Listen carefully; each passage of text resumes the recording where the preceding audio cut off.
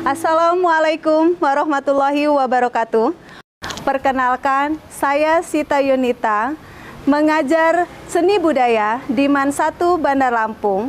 Saya adalah mahasiswa PPG Daljab Angkatan 1 tahun 2023 di Universitas Negeri Malang dengan NIM 233 134 703 488. Kali ini saya akan menampilkan hasil video best practice yang telah saya buat. Silahkan menyaksikan. Best practice seni budaya oleh Sita Yunita. Halo, saya Sita Yunita, guru seni budaya bidang seni tari di MAN 1 Bandar Lampung, Provinsi Lampung. Metode yang digunakan yaitu metode STAR, situasi, tantangan, aksi, refleksi hasil, dan dampak. Lokasi MAN 1 Bandar Lampung. Lingkup pendidikan Madrasah Aliyah. Tujuan yang ingin dicapai yaitu memecahkan masalah minat dan bakat peserta didik rendah dalam materi praktik tari bedana. Penulis Sita Yunita SPD, tanggal PPL 11 Juli 2023. Situasi, ada 3 situasi yang ingin dibahas. Situasi pertama yaitu kondisi yang menjadi latar belakang masalah. Situasi kedua, mengapa praktek ini penting, dan situasi ketiga yang menjadi peran dan tanggung jawab. Kondisi yang menjadi latar belakang masalah yaitu 1. Minat belajar peserta didik masih rendah. 2. Metode mengajar guru masih konvensional atau monoton. 3. Guru belum mengoptimalkan model dan metode pembelajaran. Mengapa praktek ini penting? Yang pertama, untuk menunjukkan praktik baik yang sudah dilakukan. Kedua, berbagi pengalaman kepada orang lain terutama sesama rekan guru. 3. Memotivasi guru lain untuk berbuat yang terbaik bagi para peserta didiknya. 4. Serta menjadikan pengalaman mengajar yang berharga agar pembelajaran selanjutnya bisa terlaksana lebih baik lagi.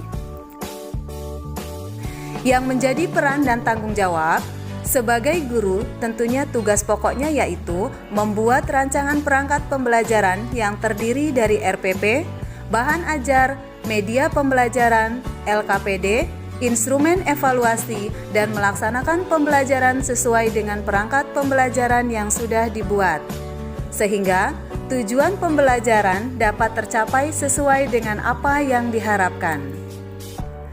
Tantangan yang dihadapi ada 2. Yang pertama, apa saja yang menjadi tantangan untuk mencapai tujuan, dan yang kedua, siapa saja yang terlibat. Dalam kegiatan praktik pembelajaran ini, tantangan yang dihadapi oleh guru adalah yang pertama, guru belum terbiasa menerapkan model pembelajaran inovatif. Kedua, guru harus memiliki kemampuan untuk dapat memilih metode dan media yang sesuai dengan karakteristik materi dan peserta didik. Ketiga, peserta didik belum terbiasa menggunakan model pembelajaran inovatif. Dan yang keempat, diperlukan sarana dan prasarana yang memadai sehingga dapat menunjang proses pembelajaran. Siapa saja yang terlibat? Yang terlibat dalam kegiatan ini adalah kepala sekolah, guru, peserta didik, dan rekan sejawat. Kepala sekolah, guru, peserta didik, dan rekan sejawat menjadi narasumber untuk wawancara dalam proses eksplorasi penyebab masalah maupun penentuan solusi terhadap masalah yang dikaji. Aksi ada 4. Yang pertama, langkah-langkah yang dilakukan untuk menghadapi tantangan. Yang kedua, strategi yang digunakan. Yang ketiga, bagaimana prosesnya dan siapa saja yang terlibat. Yang keempat, sumber daya atau materi yang diperlukan. Langkah-langkah yang dilakukan. Yang pertama, berkaitan dengan bahan ajar. Kedua, berkaitan dengan media pembelajaran. Ketiga, berkaitan dengan LKPD. Keempat, berkaitan dengan metode pembelajaran. Dan yang kelima, berkaitan dengan model pembelajaran inovatif. Bahan ajar yang saya gunakan adalah bahan ajar yang sesuai dengan tujuan pembelajaran, sesuai dengan kebutuhan peserta didik dan menarik bagi peserta didik. Bahan ajar yang mudah dipahami peserta didik nantinya akan membantu peserta didik dalam pemahaman materi yang akan disampaikan. Media pembelajaran yang saya gunakan yang dapat dipakai dalam kegiatan praktik pembelajaran inovatif ini dengan bantuan PowerPoint, video pembelajaran untuk melaksanakan proses pembelajaran dan penilaian. LKPD berisi petunjuk diskusi kelompok dan bahan latihan praktik digunakan untuk meningkatkan aktivitas peserta didik dalam belajar dan merupakan sarana untuk membantu mempermudah kegiatan belajar sehingga terbentuk interaksi antara guru dan peserta didik. Metode pembelajaran yang digunakan dalam kegiatan praktik pembelajaran inovatif ini yaitu metode demonstrasi dan tutor sebaya. Model pembelajaran yang saya gunakan dalam kegiatan praktik pembelajaran inovatif ini yaitu model pembelajaran berbasis masalah atau project based learning. Sintak project based learning yaitu 1. Penentuan proyek, 2. Perencanaan, 3. Penjadwalan, 4. Penyelesaian proyek dengan fasilitas monitoring guru, 5. Penyusunan laporan dan presentasi, 6. Evaluasi. Strategi apa yang digunakan? Strategi yang digunakan dalam kegiatan pembelajaran ini yaitu dengan menggunakan pembelajaran berbasis proyek atau project based learning dengan menggunakan metode demonstrasi dan tutor sebaya dan pemanfaatan media pembelajaran dalam praktik tari bedana. Bagaimana prosesnya dan siapa saja yang terlibat? 1. Kepala Madrasah Bapak Lukman Hakim SPD MM. 2. Wakil Kepala Bidang Kurikulum Bapak Asyikin MPD. 3. Wakil Kepala Bidang Sarana dan Prasarana Bapak Dr. Andes Tri Sutanto. 4. Peserta didik kelas 11. 5. Rekan sejawat Ibu Yuliana SPD. 6. Saya sendiri Guru Seni Budaya Sita Yunita SPD.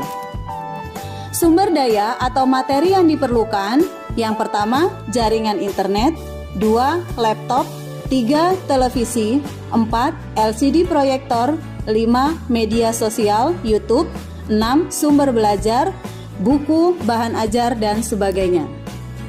Proses pembelajaran ada 3, yang pertama pendahuluan, yang kedua kegiatan inti, dan yang ketiga penutup. Berikut adalah foto untuk pembelajaran pendahuluan. Yang kedua, pendahuluan menjelaskan tentang tujuan pembelajaran. Ketiga, kegiatan inti, siswa mengamati video tari bedana. 4. Kegiatan inti, guru mendemonstrasikan materi yang akan diajarkan. Kegiatan inti membimbing proses latihan siswa atau peserta didik. Dan presentasi hasil proyek peserta didik. Kegiatan penutup memberikan refleksi kepada peserta didik. Dan yang terakhir, guru memberikan kesimpulan dari hasil pembelajaran hari ini kepada peserta didik. Dampak dari aksi dan langkah-langkah yang dilakukan. Yang pertama, peserta didik menjadi lebih aktif dalam proses pembelajaran. Kedua, peserta didik lebih termotivasi belajar.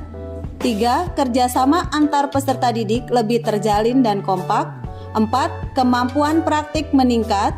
5. Tujuan pembelajaran tercapai. Dan yang keenam, peserta didik merasa senang dan bahagia dalam pembelajaran.